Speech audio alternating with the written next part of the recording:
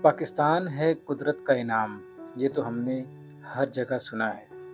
लेकिन अब जब हम इसके सफ़र पे निकलते हैं, तो ये मक़ूला हमें बिल्कुल सादिक नज़र आता है, क्योंकि यहाँ हर कदम पर कुदरत की नवाज़िशात अपने उरूज पर हैं। उन्हीं में से एक है आबोताब का कमाल, ये नूरी वाटरफॉल।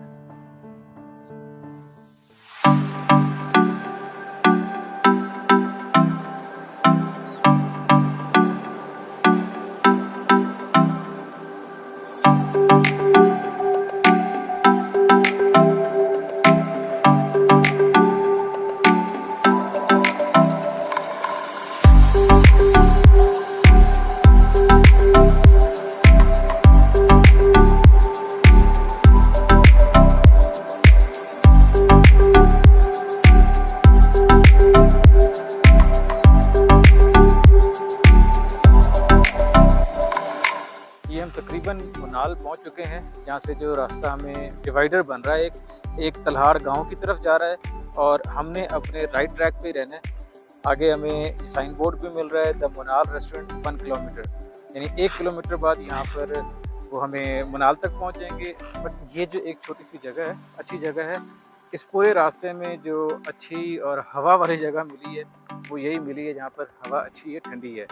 तो यहाँ पर आप थोड़ी देर रुक भी सकते हैं, अपनी गाड़ी पार्क करके गाड़ी को ठंडा भी कर सकते हैं, और ख़ुद भी अगर आप तरोताज़ा होना चाहें तो यहाँ पर मशरूबात का भी इंतज़ाम है। तो ये एक अच्छी जगह थी, और मेरा ख़्याल है कि जो ट्रेल हमने नीचे देखी थी वो ट्रेल शायद यहाँ तक आ रही है, मुझे कंफर्म नहीं है, बट क्योंकि इसी तरह का बोर्ड नीचे लगा हुआ था तो वो ट्रेल चलकर यहाँ तक आती होगी, मुझे बट क्लियर नहीं, कंफर्म नहीं है। तो ये एक अच्छी जगह थी। अब यहाँ से हम आगे निकलते हैं मुनाल से फिर हम निकलेंगे सीधा डाइनो वैली, और डाइनो वैली से हम आगे अपने आबशारों की तरफ जाएंगे।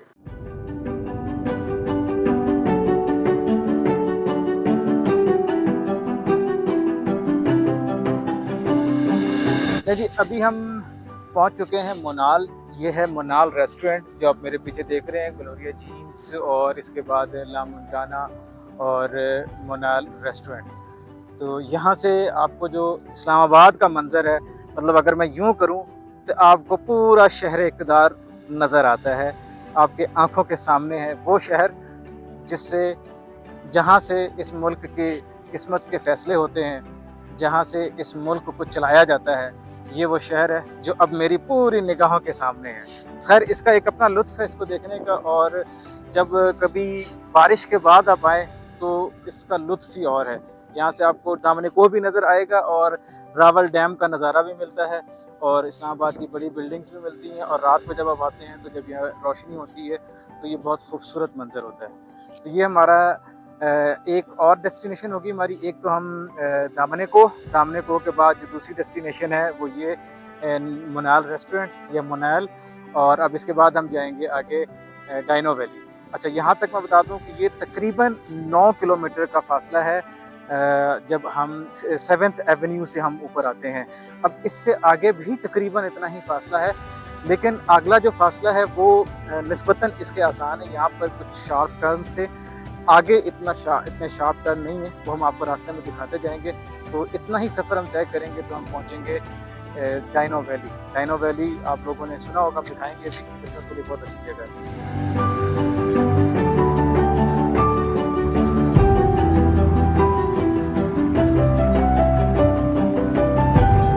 ये जी वेलकम KPK। अब हम इस्लामाबाद से KPK में एंटर हो रहे हैं। अब यहाँ से KPK का डिस्ट्रिक्ट हरीपुर यहाँ से स्टार्ट हो रहा है। ये आ गया जी कोटला, ये है जी शेराडना, डाइनो वैली,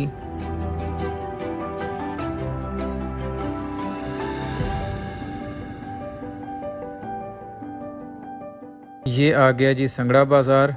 अगर आपने नीला भोतू जाना है तो ये संगड़ा बाज़ार के साथ ही ये है नीला भोतू को रास्ता जाता है, जहाँ पर हज़रत इमाम बरी सरकार की चिलागाह है।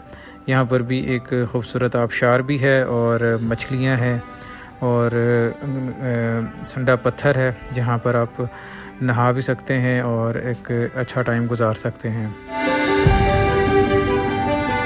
ये आगे जी मस्ता गेप। अब हम गुज़र रहे हैं मखनियाल बाज़ार से। ये छोटा सा बाज़ार नज़र आया हमें। उसके बाद ये आ गया जी डन्ना फ़िरोज़। ये है जी संगरेरी का मकाम है जहाँ से अभी हम गुज़र रहे हैं। रास्ता बिल्कुल अच्छा है। मणिपुरी रोड जो है वो कारपेटेड रोड है। कहीं पर भी हमें रोड की वजह से प्रॉब्लम नहीं हुई। गाड़ी हमारी बिल्कुल स्मूथ चल रही है। कहीं पर भी हमें सड़क की वजह से हमारा सफ़र कहीं पर भी ख़राब नहीं हुआ। फिर ये जी आ गया कोहमल।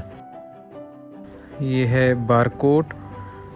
ये कोहाला बाला। ये जी मुझे नज़र आ रहा है फॉरेस्ट गेस्ट हाउस। हाँ जी, अब मुझे लग रहा है कि हमारी मंजिल करीब आ रही है क्योंकि ये जबरी पुल हमें नज़र आ गया। ये काफ़ी बड़ा पुल है और लगता है कि अभी न्यूली कंस्ट्रक्टेड है। और ये हमें जबरी का पुल नज़र आ गया। जबरी पुल इसे कहते हैं। ये जी जबरी बाज़ार आ गया। जबरी बाज़ार ये हमारी डेस्टिनेशन के करीब करीब है। हम मोनाल, डाइनो वैली और मुख्तलिफ जगहों से गुजरते हुए इस वक्त हम पहुँचे जबरी के मकाम पर। यहाँ से हमें दो रास्ते मिलते हैं, यानी दो आबशारों के लिए दो रास्ते मिलते हैं। एक हम राइट साइड पे चले जाएं तो हमें अम्ब्रेला आबशार की तरफ जाते हैं, और अगर हम लेफ़्ट हों तो हम नूरी आबशार की तरफ जाते हैं। लेकिन इससे पहले हमने ज़रूरी सोचा कि कुछ पेट पूजा की जाए। तो ये है जी टेस्टी रिफ्रेशमेंट सेंटर जबरी। तंदूर मुझे नज़र आ गया, इसका मतलब फ्रेश रोटी में मिल जाएगी और सालन भी मुझे लग रहा है कि फ्रेश होगा इंशाल्लाह। अल्हम्दुलिल्लाह जी, हमने खाना खाया और खाना रैली के खाना बहुत मज़ेदार था। अमूमन जब हम निकलते हैं तो हम यही सोचते हैं कि रास्ते में खाना नहीं खाएंगे क्योंकि पता नहीं खाने की क्वालिटी कैसी है और पेट ख़राब हो जाए और सफ़र ख़राब हो जाए। तो यहाँ पर हमने खाना खाया है और चाय भी पी। चाय तो फुल बटा फुल है और खाना भी फुल बटा फुल है। तो मैंने सोचा कि मैं यहाँ के ओनर से भी आपकी बात करवाऊँ कि सर क्या नाम है आपका? सर मोहम्मद रमज़ान नाम है। रमज़ान साहब। सर माशाल्लाह जी खाना बहुत मज़ेदार था, और दूसरा ये कि यहाँ पर जो सर्व करने वाले थे रमज़ान साहब समेत, सबका अखलाक बहुत अच्छा था। सब माशाल्लाह बार बार आकर हमसे पूछ रहे थे सर किसी और चीज़ की ज़रूरत, किसी और चीज़ की, जो ये ज़ाहिर करता है कि यहाँ के लोग बड़े मेहमान नवाज़ हैं और खुश अखलाक हैं। और जहाँ तक प्राइस की बात, तो प्राइस भी बहुत नॉर्मल थी। मतलब ये नहीं था कि जैसे हम हिली एरियाज़ में जाएँ और कोई हमें अमूमन होता है कि हमें महंगी चीज़ें मिलती हैं, तो यहाँ पर ये भी सीन नहीं था और खाना भी अच्छा था। तो सर आप बताएंगे कुछ ज़रा यहाँ पर आने वालों के लिए कि अपना तारुफ भी कराएं थोड़ा सा, और लोग आपसे आकर क्यों यहाँ पर आकर थोड़ा सा सुस्ताएं और खाना खाएं और फिर अगली तरफ जाएं। सर हाँ, हर बंदे को गाइड कोशिश कर रहे हैं कि नीली आधा घंटा है इधर से, अम्ब्रेला 1 घंटा है, और आपको हर अच्छी चीज़ मिलेगी। और हमारा जो शाद है पकौड़े के नाम से मशहूर है, और चना फ्राई है कश्मीर की तरह जिस तरह बन रहा है, और हर बंदे को सीख गोल्डनेस कर रहे हैं। ये हमारा हाथ बनता है। अच्छा, रास्ते के बारे में बताएं कि जो लोग यहाँ पर आए अभी जिस तरह गर्मियाँ हैं तो वो क्या एहतियाती तदाबीर इख्तियार करें? सर वो सबसे पहले तो अपने ड्राइविंग एहतियात से करें। सही। और आपने आराम सुकून से जाएं और आराम सुकून से आएँ, राश में स्पीड ना मारें। सही। क्योंकि ज़िंदगी का सफ़र होता है, बिल्कुल। 1 सेकंड की बात कई लम्हे तक हो जाती है। और रात को स्टे नहीं करना है इधर। अच्छा हाँ, रात को स्टे नहीं करना है। अच्छा, वापसी मुझे बताएं कि हम कितने बजे तक यहाँ से निकल जाएं? आप ज़्यादा कोशिश करें 8 बजे, 8 बजे तक। शाम को 8 बजे। शाम को 8 बजे तक यहाँ से निकल जाएं। हाँ, वापसी हो जाए। अच्छा, दूसरा ये कि मौसम कौन सा यहाँ पर बेहतर है वाटरफॉल को एंजॉय करने के लिए? ये सर अप्रैल से और सितंबर तक। अप्रैल से शुरू होता है और अगस्त तक। अप्रैल से अगस्त सितंबर तक यहाँ पर आप वाटरफॉल को एंजॉय कर सकते हैं। अच्छा, यही रास्ता अब हम तो इस्लामाबाद वाली साइड से है, आगे बताएं कि आगे किस तरफ जाता है ये रास्ता? ये सर हरीपुर भी जाता है, जो मोटर हज़ारा वे बोलते हैं उसको। अच्छा। और ये खानपुर भी जाता है, और अब्दाबाद भी, मानसरा भी, और ये रोड पीछे कोहाला वाला है, उधर से मरी भी जाता है। ठीक हो गया। यहाँ से अगर ये जो मोटरवे की बात, मोटरवे यहाँ से कितनी दूर होगा? आधा घंटा लगेगा। अच्छा। इधर से मोटरवे, हज़ारा मोटरवे जिसको बोलते हैं, लोरा चौक, आधा घंटा लगता है। अच्छा। और रोड बहुत अच्छे हैं। ये उमर यूब सब का इलाका है, बहुत अच्छा इलाका है। रोड की तो मैं बिल्कुल तारीफ करना चाहूँगा। मैं सारे रास्ते, ये मेरा पहला सफ़र था यहाँ का। जी जी। मैं अभी तक यहाँ पर मुझे कहीं पर भी रास्ता ख़राब, मेरा नहीं ख्याल है कि आधा किलोमीटर पे कोई रास्ता ख़राब, बिल्कुल साफ रास्ता, कारपेटेड रोड, बिल्कुल आप जब आएँ तो आप अगर लड़के हैं तो बेशक आप बाइक में आएँ और अगर फैमिली है तो गाड़ी पे आएँ, सुकून से आएँ, बिल्कुल रास्ता साफ है। रास्ता बहुत साफ अब है। इसके आगे का रास्ता वो भी हम देखेंगे कि यहाँ से वाटरफॉल का रास्ता कैसा है, बट यहाँ जबरी जो लास्ट स्टॉप बन रहा है हमारा, ऑलमोस्ट लास्ट स्टॉप बन रहा है, यहाँ तक रास्ता बिल्कुल A1 है। नहीं सर, रमजान साहब आपकी मेहमान नवाजी का बहुत शुक्रिया जी, सर, बहुत मजा आया। इंशाल्लाह नेक्स्ट टाइम भी आएंगे तो आपसे मिलकर जाएंगे आपसे। चले सर, अल्लाह ताला आपकी मेहरबानी, बहुत बहुत शुक्रिया। अल्लाह ताला आपके कारोबार में बरकत दे। अच्छा, अब यहाँ से जबरी बाज़ार से जो दो रास्ते निकलते हैं, यानी दो वाटरफॉल की तरफ हम जा सकते हैं। अगर हम राइट साइड पे जाएं, यहाँ से हम सजीकोट का रास्ता लेंगे और अम्ब्रेला वाटरफॉल हमें यहाँ मिलेगा, लेकिन इसके लिए हमें तकरीबन 1 घंटे की ड्राइव और उसके बाद तकरीबन आधे घंटे की हाइकिंग है। लेकिन हम अभी चूँकि नूरी वाटरफॉल जा रहे हैं, ये हमें इमाम बरी सरकार की का बोर्ड नज़र आया है और नीचे लिखा हुआ है नूरी वाटरफॉल। तो ये हम यहाँ से लेफ़्ट होंगे, तो लेफ़्ट होकर हम अपने सफ़र को जारी रखेंगे, फिर देखते हैं कितना टाइम लगता है।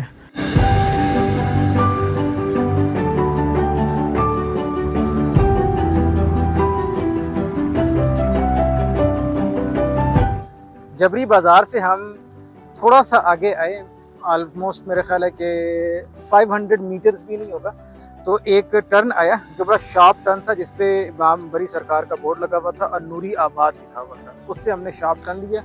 शार्प टर्न लेके अभी हम तकरीबन 3 किलोमीटर आए हैं। तो ये एक जगह आई है जिसे मकामी ज़बान में अखोड़ा